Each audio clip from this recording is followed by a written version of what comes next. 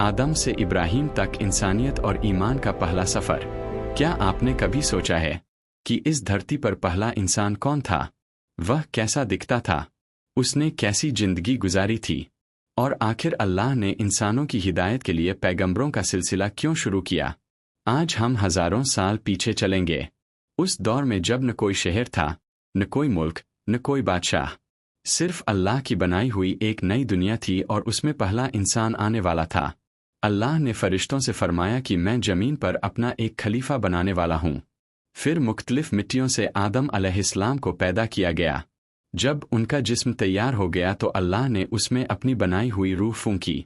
अचानक मिट्टी का वह पुतला एक जिंदा इंसान बन गया। फरिश्तों को हुक्म हुआ कि आदम को सजदा करो। सबने सजदा किया, लेकिन इब्लीस ने तकब्बुर किया। उसने कहा, मैं आग से बना हूं और यह मिट्टी से बना है। इसी घमंड ने उसे हमेशा के लिए अल्लाह की रहमत से दूर कर दिया। आदम अलैहिस्सलाम को जन्नत में रखा गया। फिर उनकी जोड़ी हजरत हव्वा अलैहिस्सलाम को बनाया गया। दोनों जन्नत में आराम और खुशी की जिंदगी गुजार रहे थे, लेकिन शैतान ने उन्हें बहकाया और मना किए गए दरख्त का फल खिला दिया। जब उनसे गलती हुई तो उन्होंने फौरन तौबा की।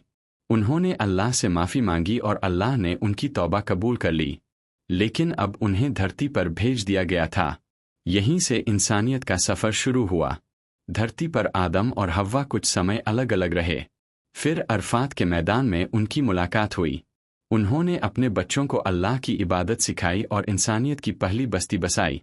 लेकिन वक्त गुजरता गया। आदम अलैहिस्सलाम के दो बेटों, हाबील और काबील, के बीच जलन पैदा हुई।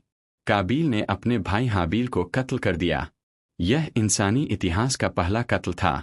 दुनिया ने पहली बार नफरत और गुस्से का अंजाम देखा। आदम अलैहिस्सलाम की वफ़ात के बाद कई पीढ़ियां गुजरीं। शुरू में लोग अल्लाह की इबादत करते रहे, लेकिन धीरे धीरे शैतान ने उन्हें गुमराह करना शुरू कर दिया। इसी दौर में अल्लाह ने इद्रीस अलैहिस्सलाम को भेजा। इद्रीस अलैहिस्सलाम इल्म और हिकमत के नबी थे। कहा जाता है कि उन्होंने लोगों को लिखना सिखाया, कपड़े सिलना सिखाया और इल्म की अहमियत बताई। लोग उनसे बहुत कुछ सीखते थे। वह दिन रात लोगों को अल्लाह की तरफ बुलाते रहे, लेकिन इंसान की फितरत वही रही। कुछ लोग माने और कुछ लोगों ने इनकार किया। फिर सदियां बीत गईं और इंसान एक बार फिर बुतों की पूजा में पड़ गया। लोगों ने नेक लोगों की याद में मूर्तियां बनाईं और धीरे धीरे उन्हीं को पूजना शुरू कर दिया। अब धरती पर शिर्क फैल चुका था। तब अल्लाह ने नूह अलैहिस्सलाम को भेजा। नूह अलैहिस्सलाम ने अपनी कौम को दिन में भी बुलाया, रात में भी बुलाया, अकेले में भी समझाया और सबके सामने भी समझाया। उन्होंने कहा, एक अल्लाह की इबादत करो, बुतों को छोड़ दो। लेकिन लोग उनका मजाक उड़ाते थे। कोई उन्हें पागल कहता, कोई झूठा। साल गुजरते गए, 10 साल, 100 साल, 200 साल, यहाँ तक कि 950 साल तक नूह अलैहिस्सलाम अपनी कौम को समझाते रहे, लेकिन बहुत कम लोग ईमान लाए। आखिरकार अल्लाह का फैसला आ गया। नूह अलैहिस्सलाम को एक जहाज बनाने का हुक्म मिला। लोगों ने हंसी उड़ाई। उन्होंने कहा, रेगिस्तान में जहाज बना रहे हो। लेकिन नूह अलैहिस्सलाम अल्लाह के हुक्म पर काम करते रहे। फिर वह दिन आया जब आसमान से पानी बरसने लगा, जमीन से पानी उबल पड़ा, पूरी दुनिया पानी में डूबने लगी। मोमिन लोग जहाज में सवार हो गए। नूह अलैहिस्सलाम का एक बेटा ईमान नहीं लाया। उन्होंने उसे पुकारा, लेकिन उसने इनकार कर दिया। देखते ही देखते एक लहर आई और वह डूब गया। यह मंजर किसी बाप के लिए कितना दर्दनाक रहा होगा, इसका अंदाजा लगाना भी मुश्किल है। आखिरकार तूफान खत्म हुआ।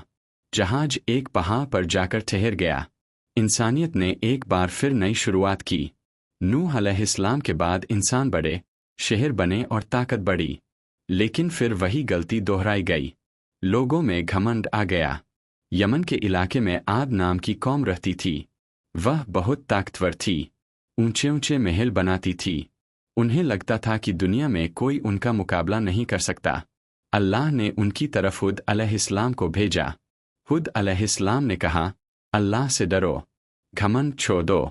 लेकिन उन्होंने जवाब दिया, हम सबसे ताकतवर हैं। फिर अल्लाह का अजाब आया। एक तेज और ठंडी हवा कई दिनों तक चलती रही। वह हवा इतनी खौफनाक थी कि पूरी कौम मिट गई। उनके महर, उनकी ताकत सब खत्म हो गई। कुछ समय बाद समूद की कौम आई। ये लोग पहाड़ों को काटकर शानदार घर बनाते थे। उनकी इंजीनियरिंग और हुनर देखकर लोग हैरान रह जाते थे। अल्लाह ने उनकी तरफ सालेह अलैहिस्सलाम को भेजा।